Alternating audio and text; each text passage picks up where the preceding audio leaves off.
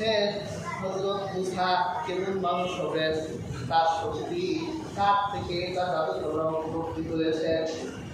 আল্লাহ কোরআন সূরা আরাফের মধ্যে এসেছে, তখন জাদুকররা আল্লাহ পয়গম্বর হযরত মুসার সাথে একটা আদব দেখালেন। সুবহানাল্লাহ, কি আদব দেখালেন? জাদুকররা হযরত মুসাকে দেখে বললেন, ক্বালু ইয়া মুসা ইন্না আন তুলকিয়া ওয়া ইন্না আন নাকুনা নাহনুল মুলকিন। হে মুসা, তুমি আগে নিক্ষেপ করো, নইলে আমরা নিক্ষেপ করি। আল্লাহ নবীকে আগে নিক্ষেপ করার আদব দেখালেন।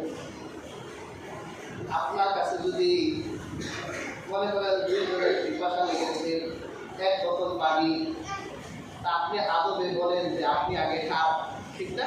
এটা আদব, আপনি আগে খান, পরে আমি খাচ্ছি। জাদুকররা আল্লাহ নবী হযরত মুসাকে বললেন,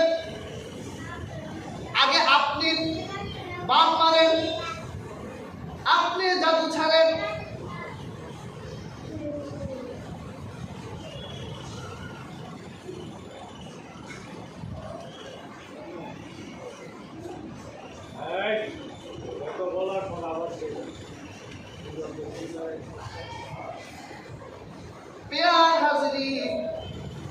আল্লাহ পয়গম্বর হযরত মুসাকে আদব দেখালেন।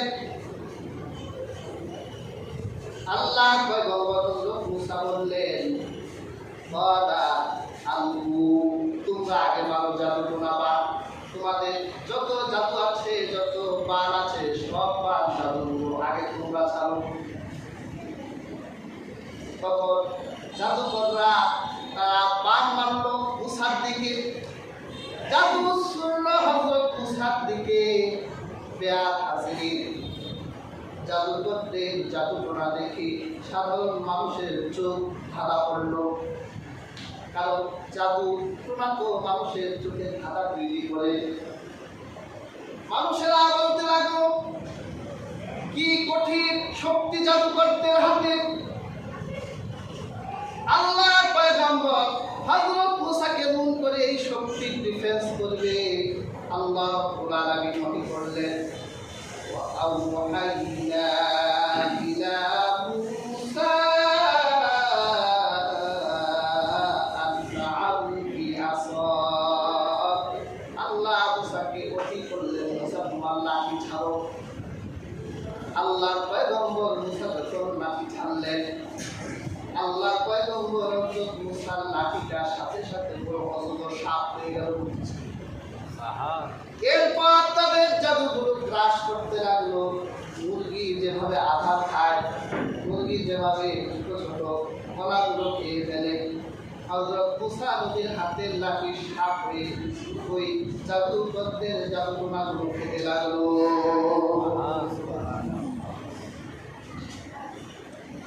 বেয়ার হাজিরিন, আল্লাহ কোরআনে বলেন, ফাআল হক, সত্য প্রতিষ্ঠা হলো। সত্য প্রতিষ্ঠা হয়ে গেল আর বাতিল ধ্বংস হয়ে গেল।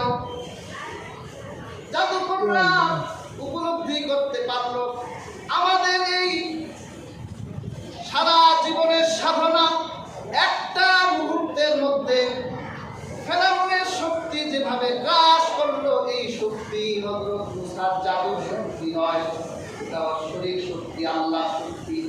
জাদুকররা এক মুহূর্ত দেরি করলো না, আল্লাহ কোরআনে এসেছে সেজদা দিল।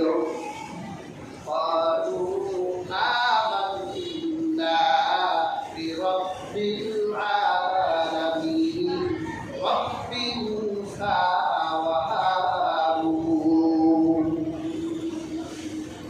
ওই জাদুকররা বলল, আমরা আল্লাহর প্রতি ঈমান আনলাম, যে আল্লাহ প্রতি ঈমান এনেছেন মুসা আর হারুন। সুবহানাল্লাহ। বেয়ার হাজিরিন, জাদুকররা আল্লাহর পয়গম্বর হযরত মুসাকে আদব দেখিয়েছিলেন, আপনি আগে জাদু ছাড়েন। এই আদব দেখাবার কারণে ওই জাদুকরদের নসিবে ঈমান জুটলো, জাদুকররা ঈমান এনে ফেললো, কিন্তু বেয়াদব ফেরাউনের ভাগ্যে ঈমান জুটলো না। তাহলে একটা মানুষ যদি মুআদ্দিন হয়, আদব বলা হয়, তার জন্য হেদায়েতটা সহজ। আল্লাহ পাক তার জন্য হেদায়েতের দরজা সহজেই খুলে দেয়। আর যদি বেয়াদব হয়, তার স্থান আল্লাহর কাছেও নাই, তার স্থান মানুষের কাছেও নাই। রাজি হাজির, মুআদ্দিন হতে হবে আদবওয়ালা মানুষ, আদব অর্জন করতে হবে। আল্লাহ তাআলা প্রাণীদের মধ্যেও আদব রেখেছেন।